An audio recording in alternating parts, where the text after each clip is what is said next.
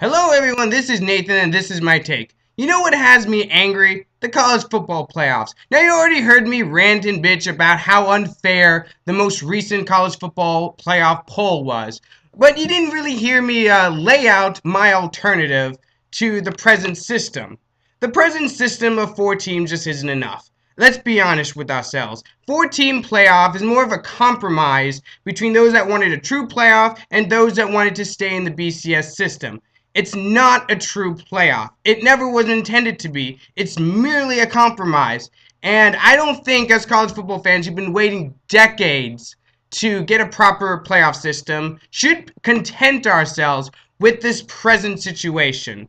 Four teams just isn't enough. The first reason why that isn't enough is because it places the responsibility of choosing those four teams entirely upon a committee. The entire process of choosing teams is based on the subjective opinions of a few individuals instead of the play on the field. This isn't a beauty contest here. We shouldn't be using the eyeball test for choosing who gets into the playoffs and who's left out. Eyes lie.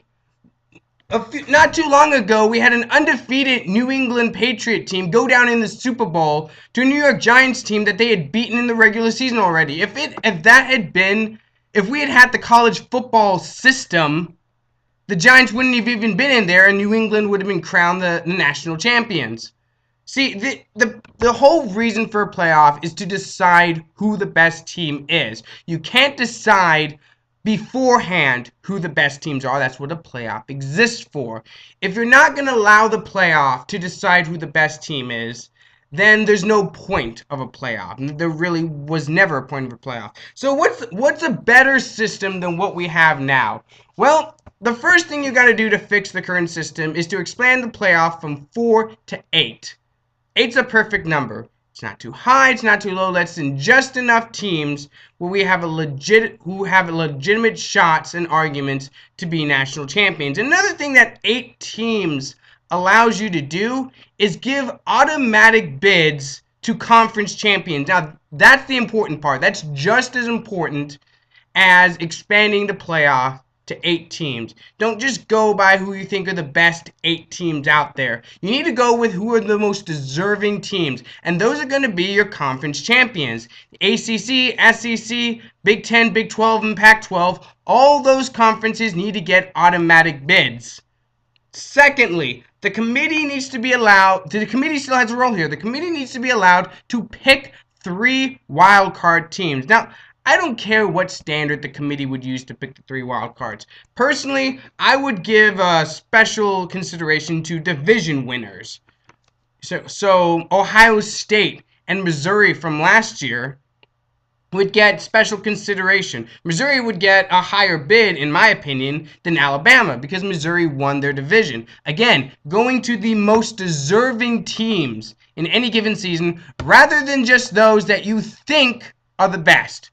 You earn your way in. That's the key. Every team needs to earn their way into this college football playoff. The next consideration that I would say you need to have is you need to have a way for non-Power 5 teams to get in.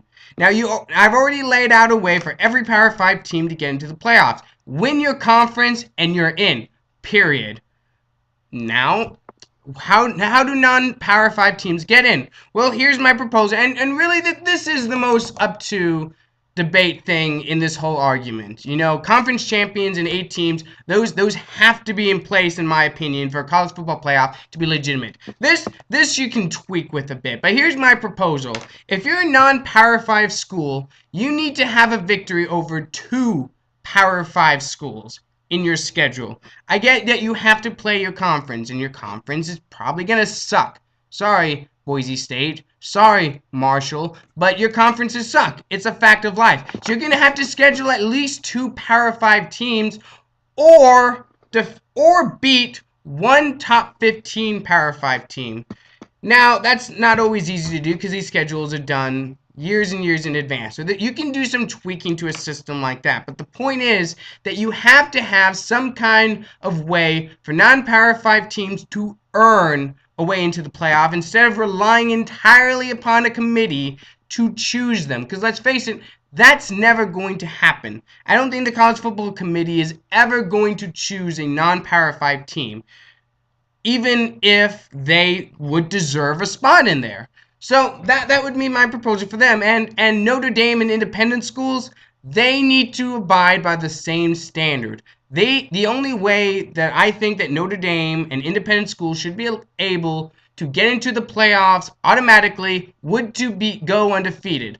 Otherwise, they have to rely on being a wild card team. Now, what is the advantage of being an automatic bid and winning your conference as opposed to being a wild card? Well, besides the obvious higher bidding, another aspect that we need to consider is home field advantage. Now, presently, there is no home field advantage in the college football playoffs, and I don't think that's right. I think if you win your conference, if you earn a higher bidding, you should reap the rewards of that. So, if you win your conference, I think that you should get home field advantage in the playoff. Now, there's 5 schools that would earn automatic bids, and only 4 would be able to get home field advantage. I think the most fair way then to decide which team doesn't get home field advantage is to look at their records. If one team has a lower record than the rest, it loses on home field advantage. Then you can and if that's not the case, then you can leave it up to the committee to rank them in whatever order you think they should go in. Alright, so just to get an idea of how this might work, I went through last year and picked out the teams that I would have put in the college football playoffs and the rankings I would have put them in. Now, obviously, if this would happen in real life, it'd be the committee choosing, not me. Duh. But this is how I would have had it. Number 1 FSU would have been the automatic bid for the ACC, and they would have went up against the 8th seed Alabama. Now, why is Alabama an 8th seed? It's because they didn't win their division. That's why I put Alabama as an 8th seed. Underneath there, the 3 bid Auburn would go against the 6th seed Ohio State. Now the 2 seed and 3 seed in this bracket I have, you can interchange them. I have the 2 seed being Michigan State going up against the 7 seed Missouri. And then I have, as the last playoff game, the 4 seed Baylor against the 5 seed Stanford. Now, Michigan State and Auburn, they're interchangeable. You can change them as you want, however, if you think that's the way it should be. In this scenario, FSU, Auburn, Michigan State, and Baylor would all have home field advantage. After the initial playoff round, then you go to your regular bowl locations, Sugar Bowl, Orange Bowl, Rose Bowl, whatever. Then you no longer have home field advantage as an aspect of that. Now, I think that this is a fair system. I think this system would provide every single team in the NCAA a fair shot to get into the college football playoffs. Not to be chosen by a committee, but to earn their way in. No matter how ugly your wins are, you can still get in. And if you lose, then you lose your chance at winning your conference and getting that automatic bid. Now, I'm going to save the argument of this is going to ruin the regular season. That's nonsense, and I'll save that for another video. But this system right here, 18's automatic bids for conference champions, is the fairest way to do it. And then the committee can choose the wildcard teams. So, what do you think? What do you think about this idea for a college football playoff? Leave your comments below. And this is Nate. I'm out.